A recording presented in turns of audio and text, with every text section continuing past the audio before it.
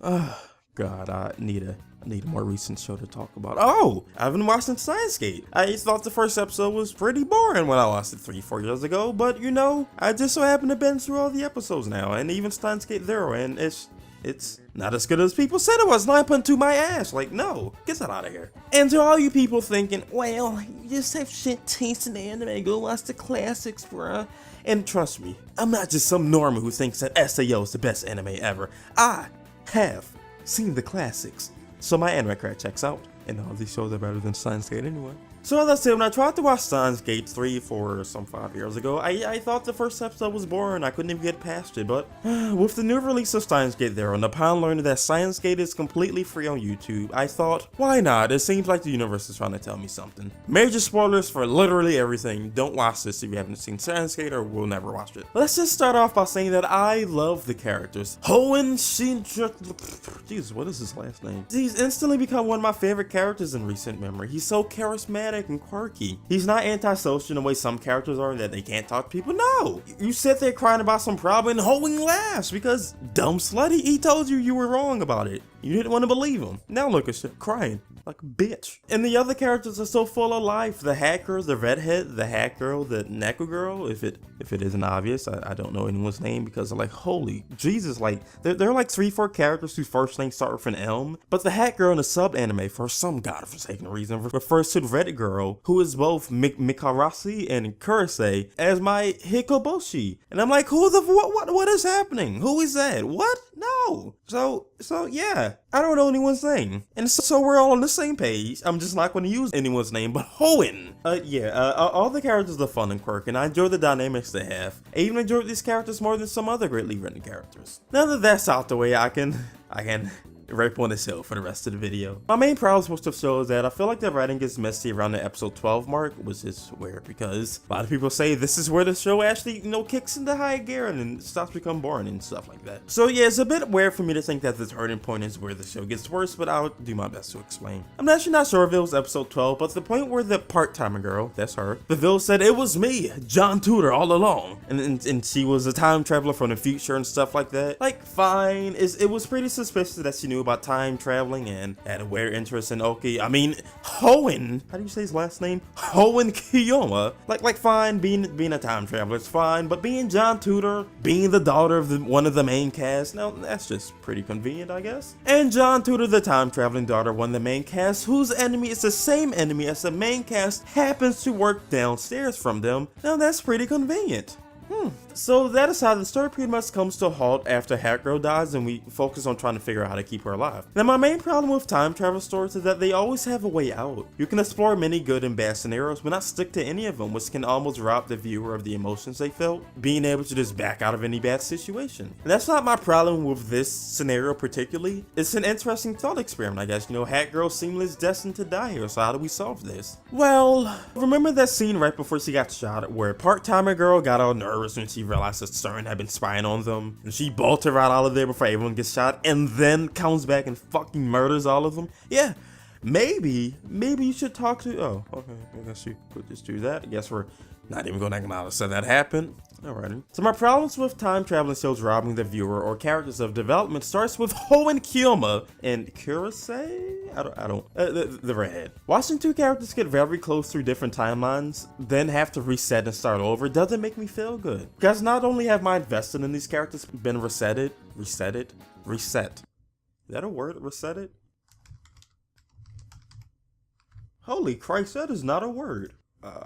Alrighty. Because not only has my investment in these characters also reset, but the development these characters went through are gone. Now I know you can say the fact that they keep getting so close after every jump shows just how much chemistry the characters actually had, which in a way is true, but when the timeline resets, these things aren't guaranteed. And only one of those characters, Hoenn, went through such close moments that will cause him to actually love her, and the redhead hasn't done that yet. So it's kind of like this show, dangling like a carrot in front of your head.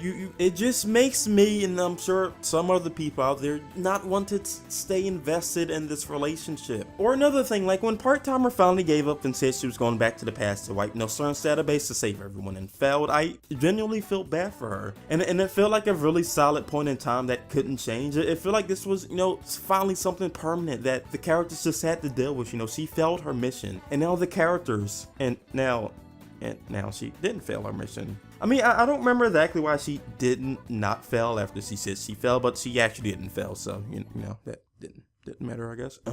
That character moment just wasted. Or what about the new enemy FB? You know, the big baddie who's controlling Glasses Chan and is the one reason that Hat Girl keeps dying, or one of the major reasons. And if they can get them to call off Glasses Chan, then maybe, just maybe, Hat Girl might not die. Well, who is FB?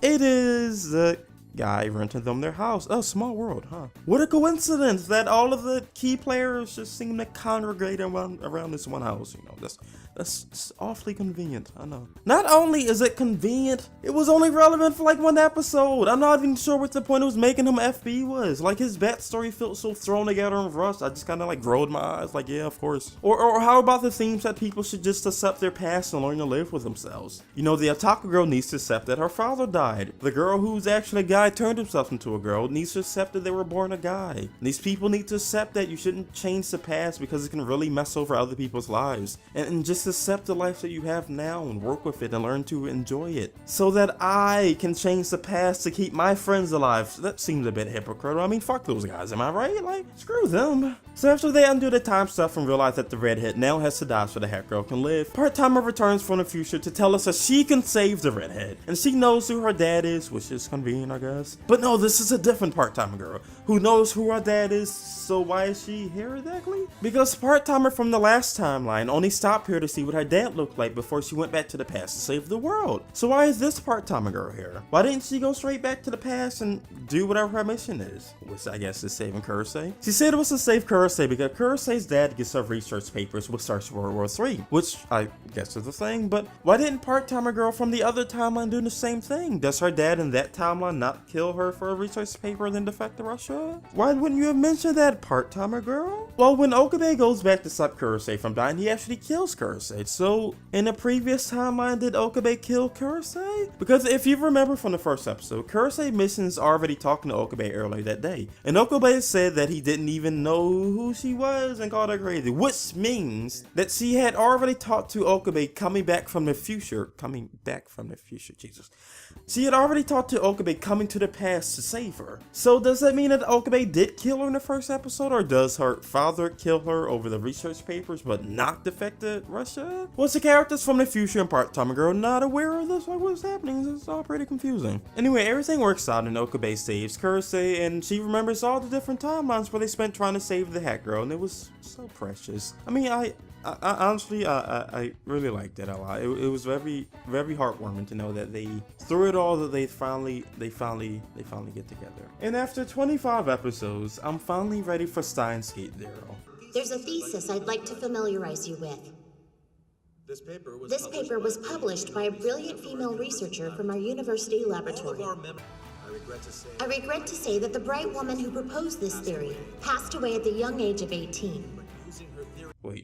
Wait, what? No, that's not what happened. What the fuck? While I love the characters and their different dynamics to death, the later half of the show takes a huge stop and doesn't have the same pacing and progression that the first half had. And the writing, IMO, gets less tight and a lot more messy and more plot contrivances, conflicting themes, and etc. I can talk about Steins Gate 0 in this video, but it's probably getting too long. I honestly don't know how long I've been recording. I haven't even. If you think I have shit opinions on anime, or you agree with some of the things I said, let me know in the comment section below. And if this video gets at least, I don't know, more than 56 views, I'll write the script for Steins Gate 0 and release the video later this week, probably, I don't know.